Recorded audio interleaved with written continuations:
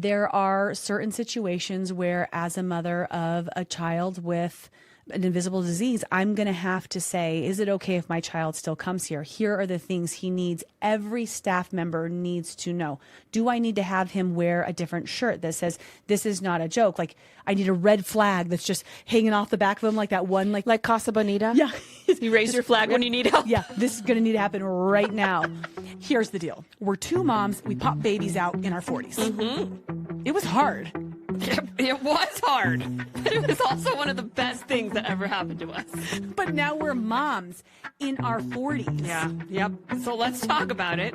The real stuff, the messy stuff, the funny stuff, the real women, real life, real shit stuff.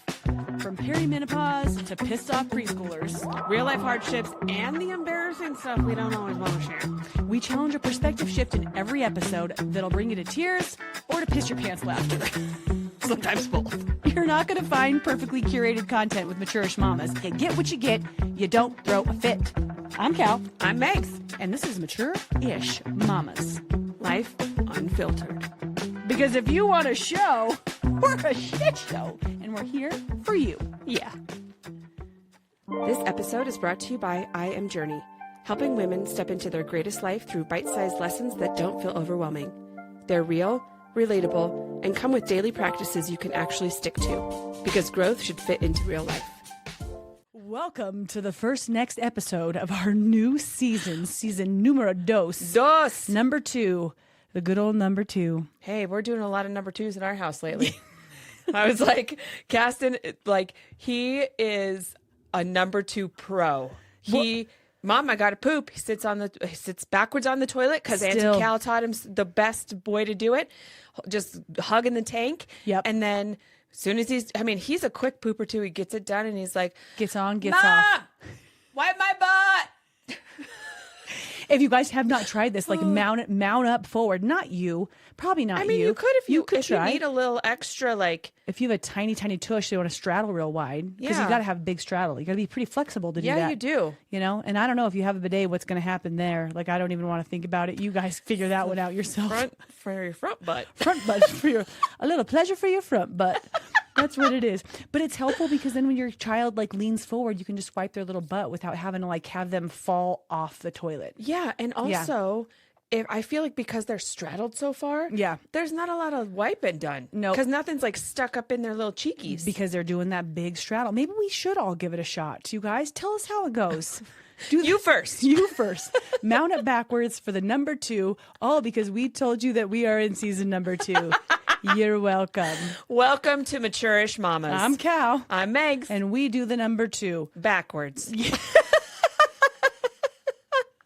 Welcome to our show. Here we are. Yes. Season 2. Congratulations, Cal. I know. I'm so excited about it. It's going to be great. We're looking forward to a new year. We are for sure. And first, just to kick it off, we're going to head back to a little 2025 action that we talked about last year. Let's do that. Yeah, let's do it. This episode is brought to you by Cabbage Patch Kids, the dolls that taught us emotional attachment way too early. Each one came with a birth certificate and 0 instruction on how to emotionally recover when yours gets stolen. Cabbage Patch Kids, preparing us for motherhood and trauma since the 80s.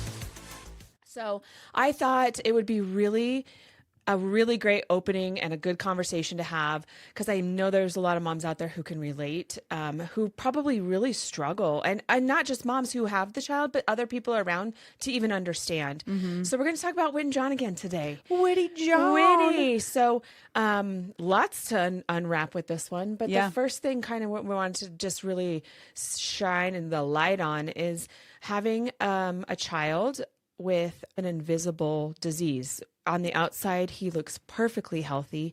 He acts normally perfectly healthy most of the time. Yeah. So when you are, I'm noticing because we're branching out and we're doing things that we're going outside of our 5-mile radius of our home. Which is neat. And it is neat. Yeah. So that's also taking our kids into new situations. So now these new people, like watching you have to explain that. And like, I know how I'm feeling watching you do it. Yeah. Knowing I can just feel that there's you're like trying to be like, do you understand? Are though? you listening? Yeah. This is not just like, if he's thirsty, he needs a drink. Yeah. You're like, this is a thing. And it's like, they're kind of like, don't get it because it's such a rare disease too. Yeah. That it's not very well known. Because if you're like, I have diabetes, they know you need to have a shot, or you know what I mean? Right. It's like very... So watching you explain it to people, I've just seen your intensity to try and like relay that in a really kind but stern way. Yeah. And also I can feel that there's a little tinge of anxiety about it. Yep. Yep. Yeah. I mean, I tried to hide it, but you can feel me. Yeah. Well, you can feel no me one from else, miles away. But yeah. Here, and then I can feel that there's just like, okay, here you go. Yeah. And even like during our whole service after that, I'm like, Yeah. okay, like, is he good? I'm like staring at the numbers, waiting to see if they're going to see. call. Yeah.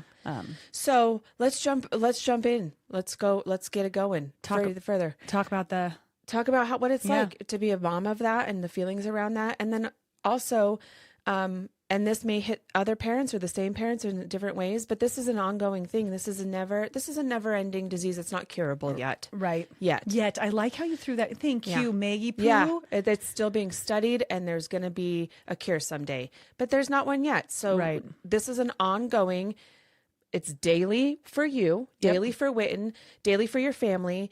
But also there's other deeper things that we should talk about. Yeah. So I love that. I'm excited to be able to share more just for awareness, but also, like you said, having a child with an invisible disease.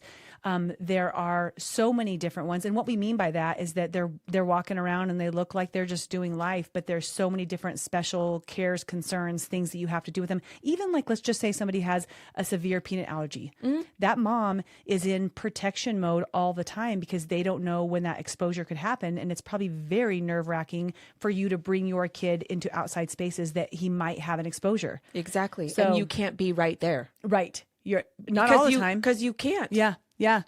And so being able to just pick up on that piece. But it's so funny because when you said you wanted to talk about this today, the first thing I thought about, well, the second thing was about our experience this last weekend. Mm-hmm. And I love how you noticed my caution, my wording, my anxiety, just like there's some trepidation going into that. So just for a reminder for you guys, and a lot of you, I think we've only talked about maybe him once or twice last year, talking about his diagnosis with a rare cancer called Langerhans cell histiocytosis. And it was found because he had this excessive thirst and excessive peeing. Like he was drinking as an infant at 18 months, 20 months. He was drinking 2 gallons of water a day. We're not talking like milk or apple juice or soda, just straight like pounding the water. If I go back and look at the pictures, every single one of them, he's got like a 24-ounce water bottle as a little guy, you know, and he was peeing all the time. But we thought he was potty training, you know, mounting up backwards. I mean, 18, 20 months. You're like, gosh, we're on top of the game. Look at him go. He's peeing every 10 minutes. That a boy. He had a boy way to do it, you know? Yeah, of course. Yeah. So we noticed that, and then when we brought him in to get him checked, we discovered that he had a tumor in his pituitary, this little like lima bean behind your eyes, which controls all of your hormone function. And I am so grateful that right now only the backside of his tumor, of his pituitary, is black, meaning that it's supposed to light up, but his has gone dark.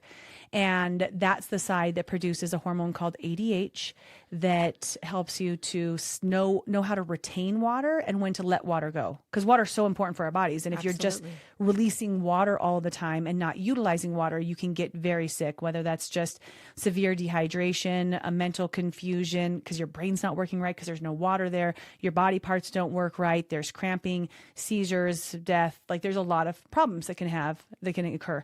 So we have to give him a hormone to replace that hormone that his body can't replace.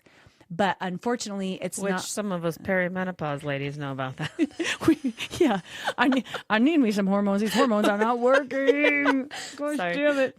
And looking at having, to administer this medication on a continual basis without having any sort of testing tool in order to do it. We just have to watch his mannerisms. So his caretaker has to watch how he acts. And then that's how you know whether he gets medication, whether he has too much medication in his body, and how to level him out. thankfully, Megs, he's 5. So he's starting to really learn to advocate for himself. Absolutely. Yeah. He can verbalize what his needs are a little better. Yeah, for sure. And that's going to just be more and more supportive as he grows up. Not that it's going to be easier for him to manage the disease, but it's going to be easier for me to manage the disease. Right. And now it's going to be in his court instead of mine. But right now it's still very much so in mine. Yeah. So I think the first experience I had with the invisible disease really on the outside world was taking him to Lifetime. When we wanted to start experiencing leaving Mama's side, which was hard enough because of his cancer and his 2.5 years of, we were in treatments, we were not leaving the house. He's very much mama focused. And we finally got him comfortable. Like I would sit next to him in the gym. And I'd be like, there's this little wall, right? A baby wall, and there's one room and me. And so we're separated by this teeny tiny wall.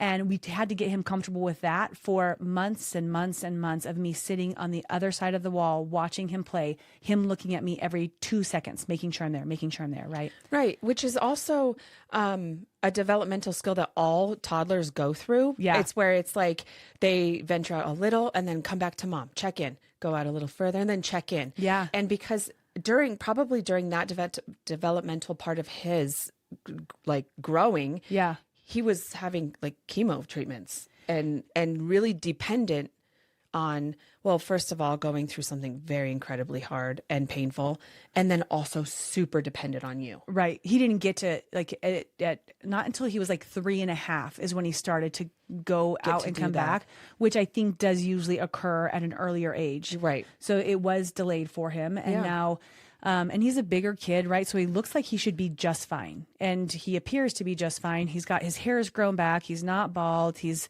operating normally. He speaks very well. Very well. So people are like, he's just a normal kid. So first I'm trying to get him to do that. And finally we kind of get like, I get to go outside of the room and I'm like watching him through the doors, right? So he can still see me. He can wave at me over the couch, but now I'm like 10 feet away. And this went on for at least 8 months where I am going to the gym and not working out.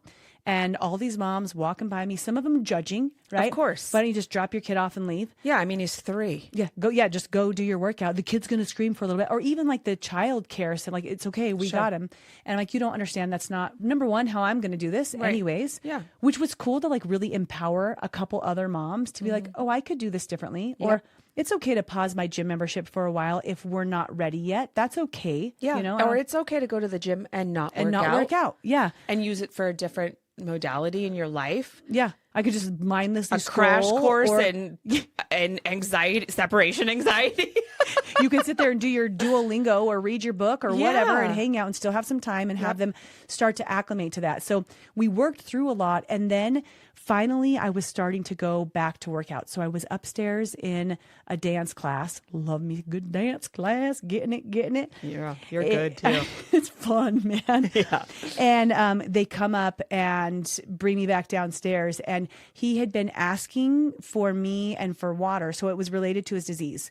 So when he is thirsty, he needs ice cold water. It can't be water from a bottle. It can't be tap water. There has to be ice, because there's something about that. Think if you're really, really thirsty, there's something about, like, usually I just like to drink lukewarm water and I slam it, right? Because I know what my body's going to do. Yeah. But if you're so parched, the ice has to hit the back of your throat and you're like, okay, I'm being satisfied. Right.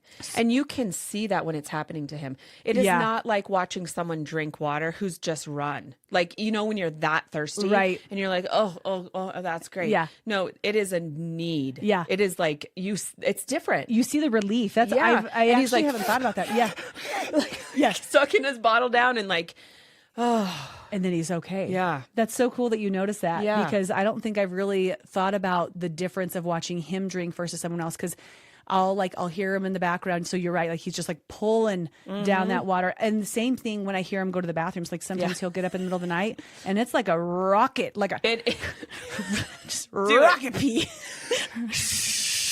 Like, whoa, is there a waterfall in the bathroom? Yep. Whitten's in breakthrough. Yep. Like, his medication is not working as well. So he was in this moment of need. And I had explained to the staff over and over and over again, as much as I felt like I could about his multiple diseases and how he needed special care. But you have the one person who steps in, or the one person who's like, it's okay. Like, just wait a couple minutes. Class is done in 15 minutes. Yeah. They're trying to give me my time. And they at this time, I had not vocalized, advocated well enough to let them know that's not the way this works for him. Yeah. And also to give yourself grace there, that was your first time doing this too. Yeah. So it is a whole learning, it. learning process where you're like, oh, well, that's not enough. Right. What I said was not enough, or the way that I delivered it wasn't direct enough. And it's, you know what though? So think about that. I'm so grateful that we just tried and we did our first church service with him going in last week, because he's older and he's able to communicate better. But you saw how that person responded to me when I was just like, hey guys, so like, you know, all these kids are dropping their kid off at church. And here I am expecting them to take care of the 40 kids that are in there, including mine with a rare disease who needs special attention about it. Right. Mm-hmm. And so I'm just like, hey, I just want to let you guys know he has this rare disease. And I'm trying to explain it as this line is like building up behind me. Yeah. And do the best that I could as quick as I could. And you could tell they're like, I'm like, okay, yeah, cool. So like he needs to have, there's a bathroom right here and there's some water. Yeah. But if we were if we were in the previous situation, he probably would have had a reoccurrence of what I'm about to tell about what happened in Lifetime. I agree. Don't you think? Because it's Absolutely. like, it's so difficult to get them when they've never heard of something, it just doesn't make sense. And especially like if you've never heard of something that they tell you and they're like, wow, that's crazy. But we're like, he has to pee and drink. You're like, wow. Okay. So do I sometimes. Yeah. Like it seems even that much more normal because it's a normal action with very abnormal consequences. Right. Right. Yeah. There's no special medication that they need to administer in an emergency, or, I mean, they do, but not, they would not need to at that, contact they me. would need to get you. Yeah. Yeah. But when he needs a drink or needs to pee, it's immediate. And that doesn't click as an emergency feeling. Correct. Yeah. Yeah. When a kid's okay, just hold it for a second. Especially when you're 5. Yeah. When you're like, I'm thirsty. I'm thirsty, or I need my mom. Yeah, you're 5. Yeah. So does every 5-year-old in this class. Yeah. So just wait. Yeah. Hold the phone, bro. Yep. Yep. And so when we were back in the Lifetime situation, this occurred where they finally came down and got me, but somebody had not responded quick enough. And he was back in this like back gym because there's different rooms, and he wasn't able to get out. And that's how he feels. He feels like he was trapped. He was thirsty. He needed to pee. They weren't delivering his mom. It was chaotic. There were all these kids, and instant trauma just landed right on him. And we started all the way over. And in fact, so much so that we went again, we made progress. Megs and I went in together. We started doing extra, like we would work out in the hallway so we could watch him right there. Yeah. Or we could just jump in if we needed to. Yeah. So we're like, we're right here. Like, don't say, you know that we're right here.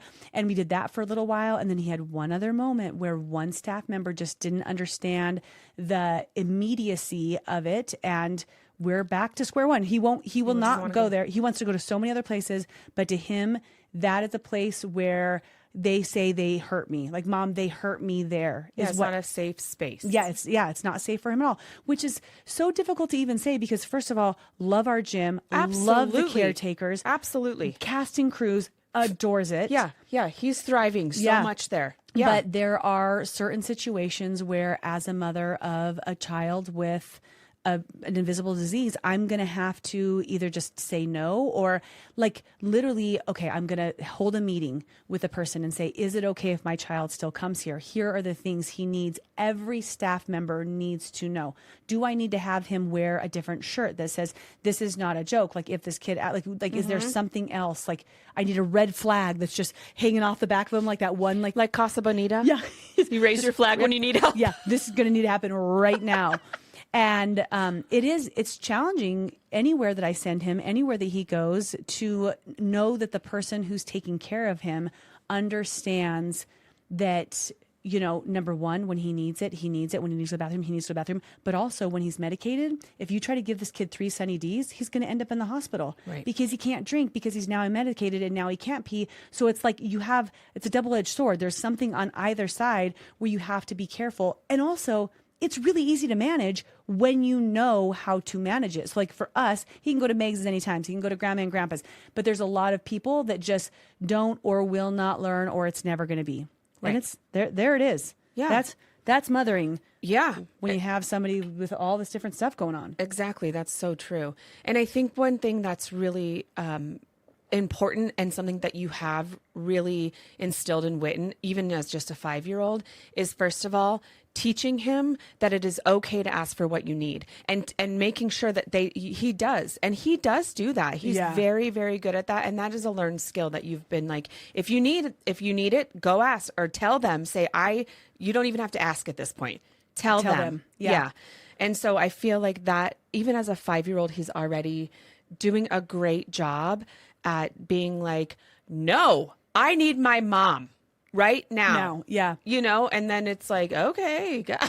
Yeah. His advocating skills are going to be so on point. And also there's like, he also thinks he can get what he wants when he wants all the time, which is, I mean, it's adorable. And it's going to be a product of the situation, but he'll be like, no, I need that like sword. I need that. Like, give me those different things. I want that toy because he's 5. Yeah.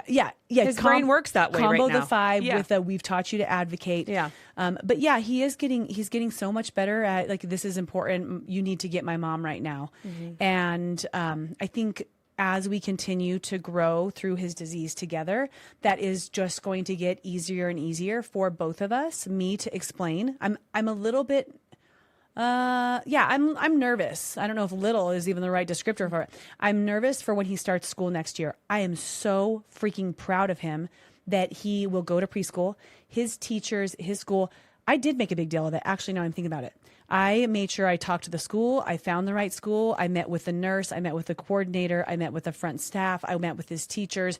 We had extensive conversations about what it meant, what he needed, what his disease entailed.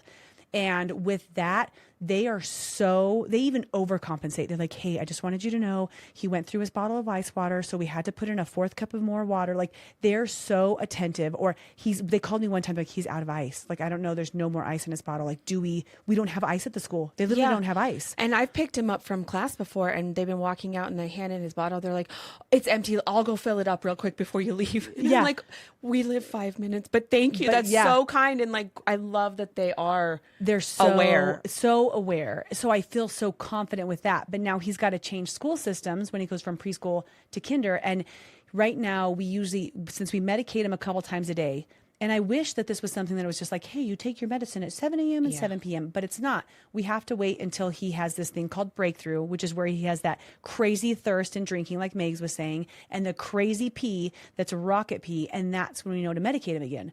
So some mornings, depending on his stress, his sleep, his food, the weather, the humidity, the elevation, like all of the different things are going to factor in, and he might take his medication at 6 a.m. or 10:30 a.m., but he'll start school at 7:30.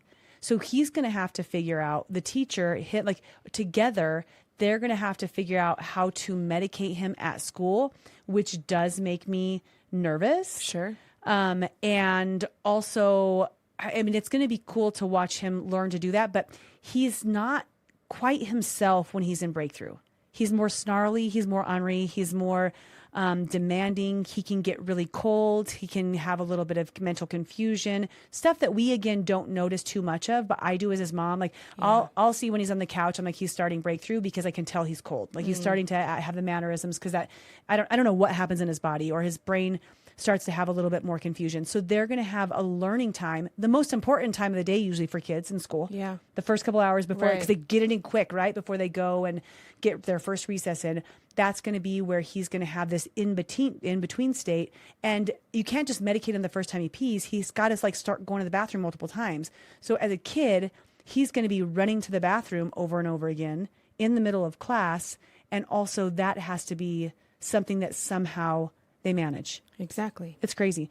And some moms, just makes me think about, they have to choose whether or not their child does sports well, or like after school activities, or does school well. So some of them will medicate in the morning no matter what at 6 a.m. So they know that the school time's going to be fine.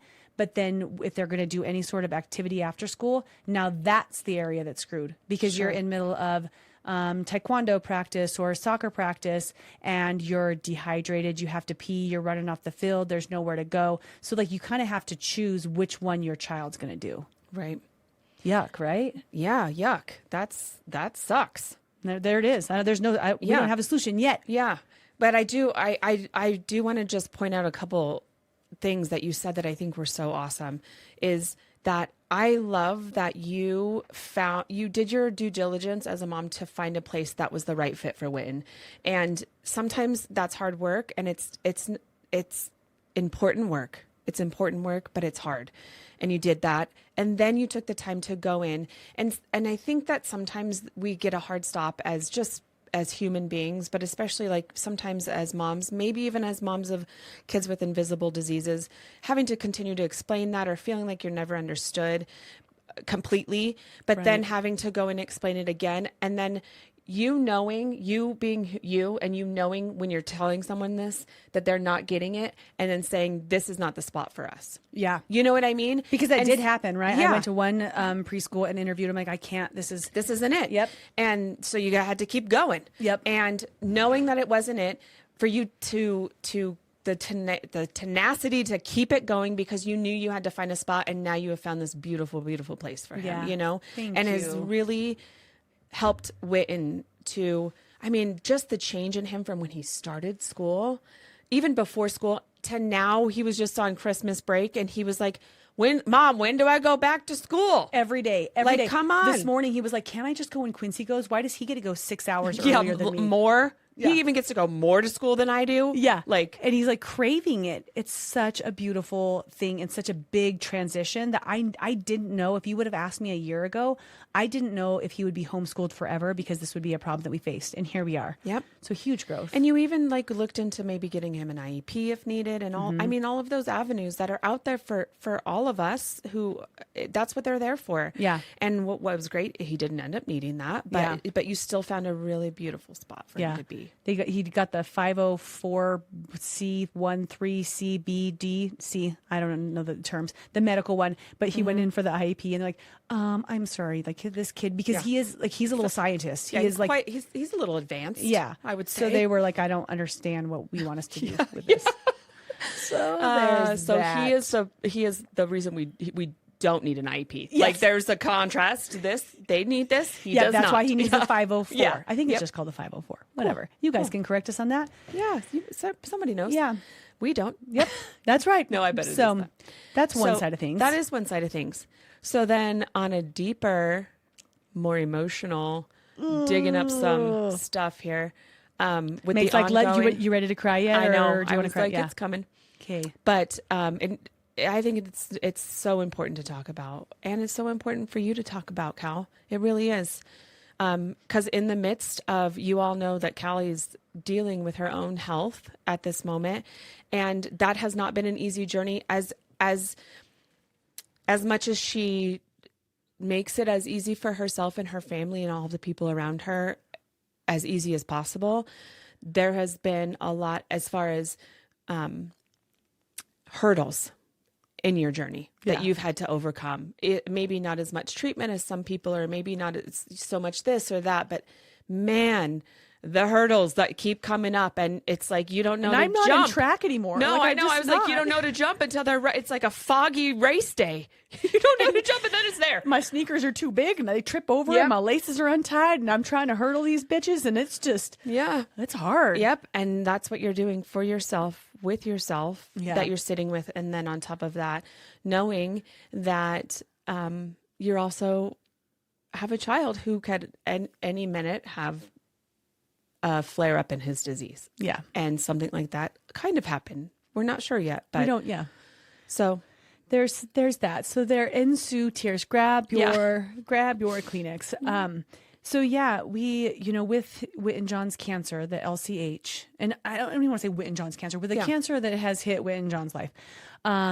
He rang the bell 2 years ago. And while that's a beautiful and incredible thing, he has a disease that, again, is incurable, which, you know what, I'm starting to learn, like, it's not like breast cancer is curable. Right. Like, people act like there's certain things that are curable, but you're always doing scans. And yes, after 5 years, you're like, okay, now you get to move on with your life. But that doesn't mean that anything's not going to ever come back. You're right. Yeah. Which, I don't know, kind of makes me feel a little bit better about his being more similar to that. But his is supposedly like a 25 to 50% reoccurrence, but because of the chemo he had, the doctor said he usually only sees 10 to 15%. But the biggest risk in children who have had a tumor in their brain is neurodegeneration, which you just don't even want to look up. Don't look up the word. Don't look up what happens. And kind of. Yeah, you can just imagine. Yeah, so you can imagine. We do MRIs every 6 months was supposed to be every year to watch and just monitor his brain activity to make sure that he's staying safe in that avenue. For the cancer portion, for the LCH, we do the same thing as we're going to do with breast cancer. You go to an appointment, you look for signs, you see how they're acting, you look for symptoms. Are there any bumps? Are there any bruises? Are there any rashes? Is there any limping? Does any joint seem like it's not working right? Does he have any confusion? So just monitoring his general behavior, which is already heavy enough. For breast cancer, you're like, is that a lump? Is that something? Does something feel off? Do I have something weird in my chest? Does my arm move okay? Like you're in this heightened awareness to try to monitor yourself and your health, which I realize now is going to be the future of my upper body being. And at the same time, monitoring and watching Whitten for his LCH. But when we did his scans in October, there had been a micro spot on the back of his brain that was already there the last couple scans, but it was never something that was big enough for them to worry about. And they didn't really say much about it. It's just a mild something. I don't even know what the words on the thing says. And then the last one, there was an additional one, a new one, new blankety blank. I don't think they called it a lesion on the thing, but something that you just don't like to see. Yeah. So I went into the appointment and you do the MRI and then they send you right into the appointment. You have 2 hours to wait. They read it. You go in, you talk to them. And I didn't see the quote unquote specialist that Colorado Children's has, which by the way, if you're at the disadvantage of having to learn about a rare disease, advocating for the specialist, not just the one they call the specialist because it's the person who goes to the classes occasionally or the annual conference, having the cojones to stand up to your doctor and say, this is what I'm looking for. I want a specialist. I had to do a lot with Whitten's diagnosis in order to get him under the care of Dr. McLean down in Texas Children's Hospital so that he could have, that's the guy you want. That's the guy that's been doing it for 20 plus years. He's teaching the people about it. He's literally training people in on the how to specialist that you're seeing at your hospital is trained by every once in a while. Guy, once a year he sees him, right? Yeah. So he sees a couple cases a year or whatever that may be. And this guy doesn't. So when I go to my appointment, it's not even him. It's another girl who I love. By the way, I loved seeing her at chemo. And, when she'd do our appointments, she's so friendly. She's so nice. But also she's like, so you probably saw that there's that new thing. And I'm like, yeah, it doesn't make me feel so good. She's like, well, I talked to her, Dr. So-and-so, the local one, and he said this doesn't look like that, and showed me some pictures. And so we'll do another scan in 6 months. And didn't make me feel really great. We had some conversations on here where we talked about swerving that into positivity, got the information to my specialist, and now we have scans. My specialist was like, so I think that it could be an artifact, which is basically right. On this, a bug pooped on the screen. Yeah, I don't know. Or the X-ray machine had a tiny little glitch in that moment, or there's a piece the film got filtered, or whatever it is just a little something that's not actually anything. So he's like, I would just rescan in a month, and I was like, oh, well, my doctor said 6 months, and he's like, let's split the difference. I don't even know why I didn't say schedule the scans right now because you kind of postpone it. But anyways, here we are. Well, there's a lot of shit going on. There's some stuff going on right now. That's true. That's true. So I'm sitting here on day 2 of my radiation treatment and moving through that and what that's like. And next week when I'm supposed to be at the peak and the height of the discomfort and the fatigue from my treatment, we're going to be taking him in for rescans. And guys, just the weight that it carries. Number one, taking care of myself, I tend to start to just disregard my own journey. And then I realize that no, that really is affecting me. But to just think about my son going back in just for the scans, even before I was just confident, everything's going to be fine. Everything's going to be perfect. But going into the scans because of that rare disease we were just talking about is really, really difficult every single fucking time because you have to go NAD where you're not taking not NAD, NPO, where you're not taking anything and he has to stop drinking and he has to stop eating. And guess what? every single 2-year-old, 3-year-old, 4-year-old, 5-year-old, 6-year-old, probably up until like 7 or 8, where they can understand, okay, I can't eat for a few hours. I'm going to live. I'm going to be okay. They're mad about it.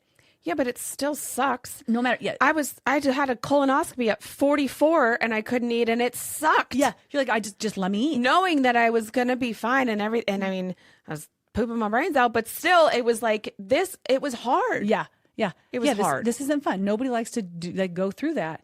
And then you top that off with when he needs something, or he feels like his torturous. safety's out. Yeah. Yeah. So just the anxiety that I get leading up to that day is really, really challenging for me to continue to move through. And I keep telling myself, like, you do better every year. You do better every time.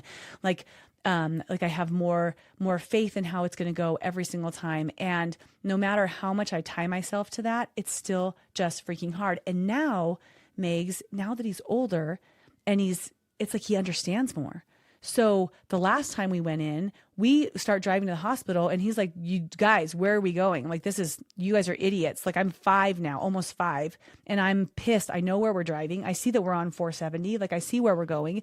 And yeah, we never leave our little bubble and go like that way. No, yeah. This is. Are we picking somebody up at the airport? Yeah, or are we right. going? That's yeah. the 2 things that we're doing. And then he's like, well, I don't want to get a poke. And I'm like, well, we'll try to ask him not to do a poke. And then he was like running out of the room. We had to like grab him. They had to try to get his IV in multiple times because his little IV, his veins are so dehydrated because he has that disease, diabetes insipidus, AVPD, where he has the water stuff going on and they can't let him drink. So now his little body's just effed up. And he's just miserable. So that, and because his brain is probably a little confused too. And like, not, like in a weird state to even comprehend totally everything in that moment already because of his disease. Yeah. Yeah. It just is, it's an uncomfortable situation. So me, this last 4 or 5 days, I've just been kind of a train wreck. It's like I've been good with my own cancer and my own treatment because I feel like when they did the double mastectomy, I feel like they just took my cancer out. But when I started the radiation treatment, or when they told me that I had to have radiation, which we'll talk about this at a different time, but like that was like this reminder that this is a continual process. But at the very, I feel like what all of that was sitting on is the foundation of me knowing that we're going back in to, number one, have to go through that process with him again. And that's not, it's just like again and again and again and again. And that's without finding anything. And I pray that it was an artifact and that we get the scans back and they're beautiful and they're clear and we're celebrating. But also, you have no idea. Like, I have no idea. And one of our friends that we have, their daughter just got to ring the bell in the last year and she's back in treatments and watching their family shave her little head again and just start to go through that process. I know we did it before and I know we could do it again, but I just don't want to have to. And that's the best case possibility.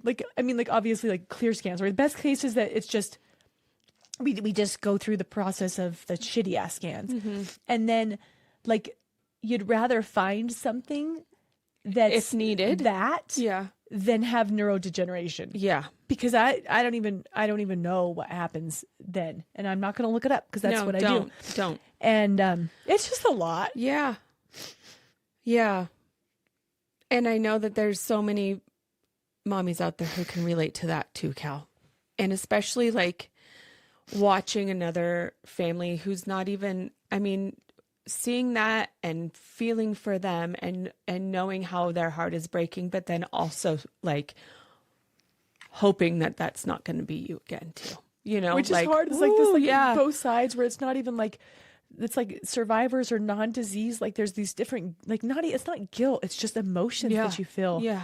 And I'm so grateful, Megs, that as we're starting this new year and we're working back on our programs as we can and doing some different things, that we're diving back into personal development and connection and going to church with more intention this year, because I can tell that my body and my soul needs it. Yeah. So one of the books we're reading this month is called The Greatest Secret. And I've been listening the last couple of days, and it's just grounding me back in that reminder of what you told me a couple of days ago, which I'd sat in for so long, but then you kind of get pulled away because it's not like you don't need it, but you don't know that you need it as much. Where she said, let go and let God. Yeah, let go and let God. But also, you're a mom. You're taking care of everything and everybody, and everything is landing in your lap to do all the time, consistently, no matter if you have a child who has a disease or is sick or not. If you have totally healthy children, that is continuing to happen to moms every single day. So you start to take it on that you do have to fix it, and you do have to hold it, and you do have to take care of it. And then, so sometimes you just need a reminder. Yeah. To let go. Because also the one that I'm listening to right now, the solution is that you are not in control. Yeah. You do have to let it go. You can have intention, and you can have direction, and you can have purpose, but at the end, if it's not meant, it's not meant. Yeah. And so there's no other place for that shit to go. It'll either get deep, dark spots in your heart, which is, hey, there's my breast cancer, so I'm not doing that shit again. Yeah. Like I think it's so important for me. I'm not going to say on like this round, but like even just in this experience right now of going in and getting these beautiful scans that we're going to get that are going to be so perfect, going and doing that and intentionally letting God carry that weight instead of me carrying the weight, and knowing that that we're going to all be okay. We're all going to be okay no matter what, but I can give it to God, which is what you said. And I needed to hear that. And then with the book that I'm reading right now, it's just a lot about this ultimate joy. It's nothing that I can try to even explain in this setting, but if I wasn't nurturing my mind right now, we do a lot of things for self-care. Mm-hmm. You and I do a lot of things to move through all of the shit that we've been through over the last year. But I think that I just lost that piece a little bit. It's like everything was just like so busy. You kind of forget to nurture your mind, to feed your mind that positivity and that joy and those good pieces. And just starting that back up is going to be so helpful in moving through the next week. And then we're going to be moving on to other things. When we're going to be moving on Mexico, Megs. Yeah. That's what we're going to do. That's what we're going to do. Because that's our healing spot for sure. It is. Yeah.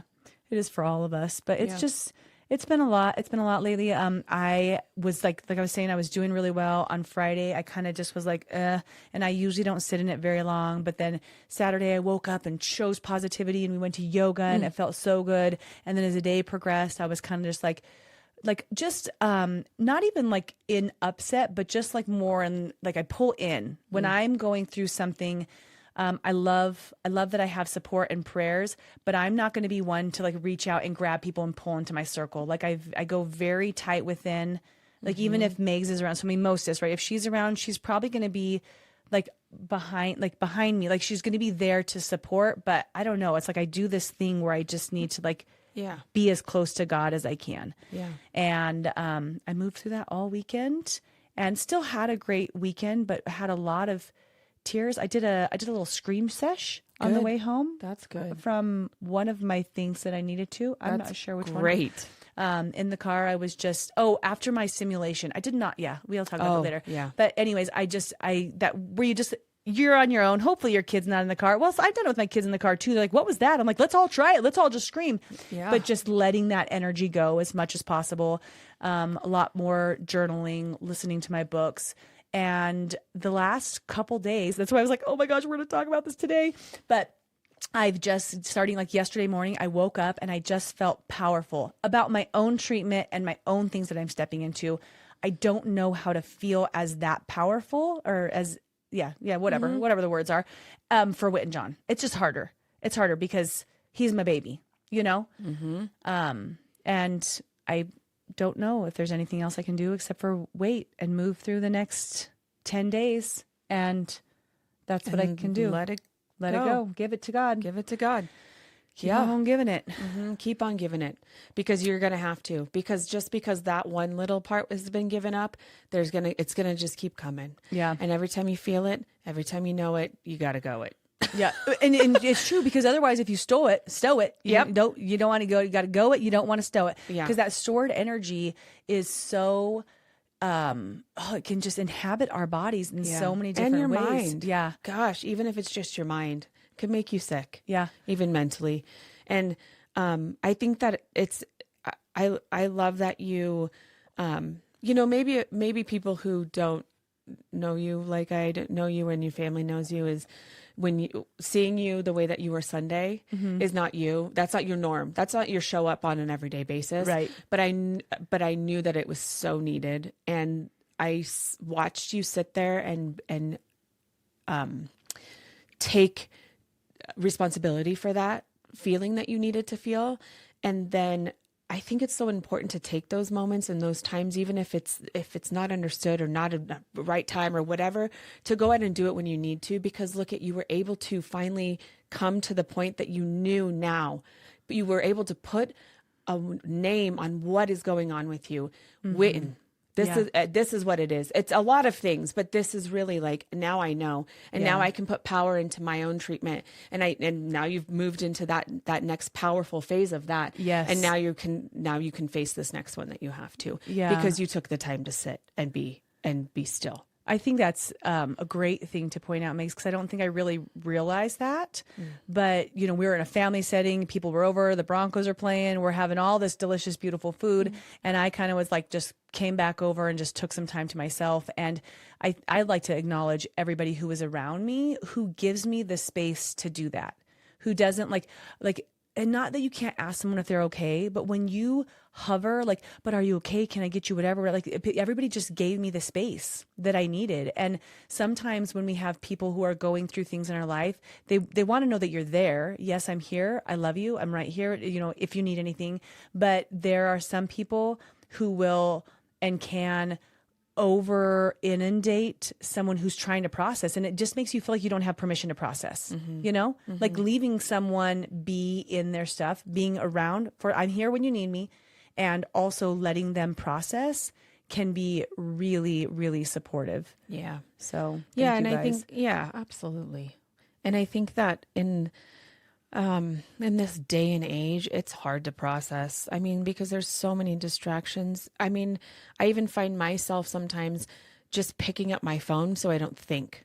You know what I mean? Absolutely. So it's like, gosh, when you do, it's so important, because it's so easy just to do that. Pick up your phone. You don't have to deal with it. You don't have to mirror yourself and what's going on. You don't have to get inside and say, I'm sad. Yeah. You know what I mean? Or like, I need to work on this, or I need to face this, or I need to have that conversation, because you don't, if you have that's in front of your face, you know what I mean? That's so true. It's so true. And you can excuse all of the tears, the process that I needed to go through over the last 3 or 4 days, and the release that I need to have. And obviously still what I'm doing right here, that's can be avoided completely. And we're just damaging ourselves if we're doing that. So I think that's a great thing for all of us to realize, like, when are you pulling out your phone? When are you distracting yourself so that you don't get to dive in? And don't be scared to dive in, because none of that was scary. When I sat there and I was like just moving through it, I just wanted to, it's like, why am I feeling this? Or what exactly am I feeling? Or what's driving that? And then I got to look at it, like pull back my perspective, because you get so close to things, right? And then you just try to like ignore it. I'm so close. It's like right here. I'm just going to close my eyes. That's really what it is. Like right in front. I just close my eyes. Right here. And you're like, nope, not going to look any other direction. Not there. But when you allow yourself to remove that and pull yourself back, you can see the situation in different ways, where I could acknowledge, like, hey, I'm going to be okay. And I am stepping into my strength, and this is additional armor for my body, and I'm ready to do that.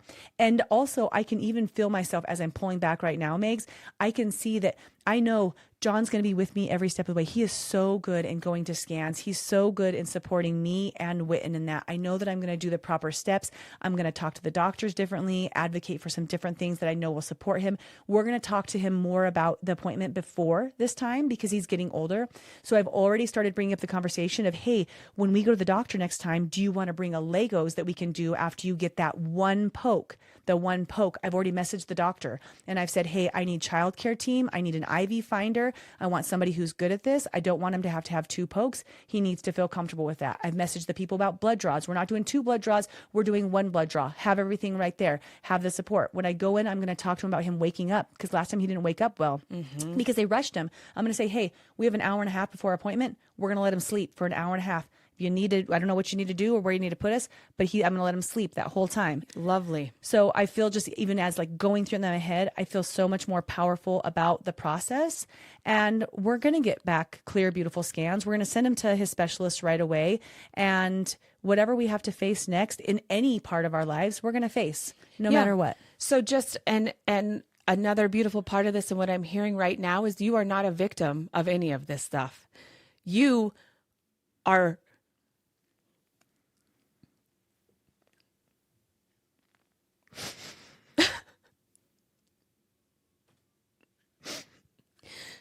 you guys are soldiers.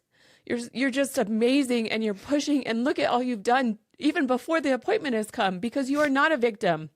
And that's just sometimes without even knowing or without even consciously thinking that you're a victim, but by just showing up to an appointment and not doing any of that, and then all that shit happens, and then it's their fault. Right. That's being a victim. Yeah. And look at what you've already done. You've already done so much to set this up so that you, your husband, and your son are going to have Banger of a day. It's going to be the best. The best possible outcome. Yeah. That's the best possible outcome. No matter what's on the other side of it, just that alone is just incredible. And anyone can do it. You can do it. Yeah. We're going to do it. Yeah. Oh gosh. It's really important. Yeah. I will not be a victim. No. Whatever our family faces. Yeah. So, hey guys, I hope you cried with us today. Thanks for joining us. Thanks for joining us. Listen, I know that this is just, one side of one person's story, but I know that there's a lot of people out there that can relate to this, and just know that there's support out there for you.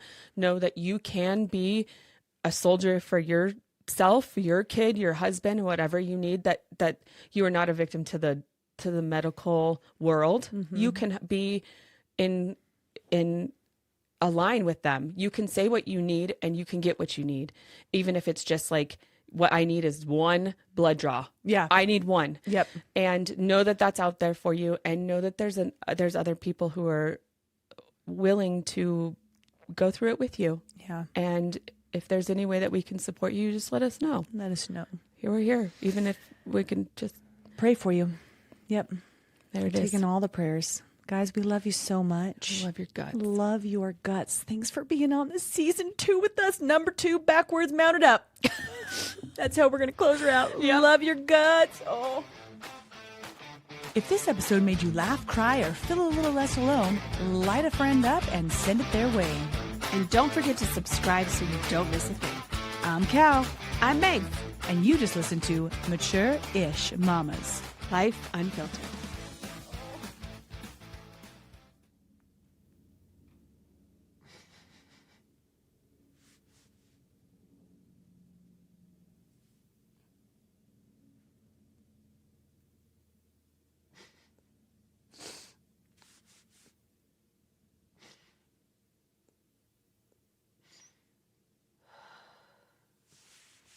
You guys find you a mimosas.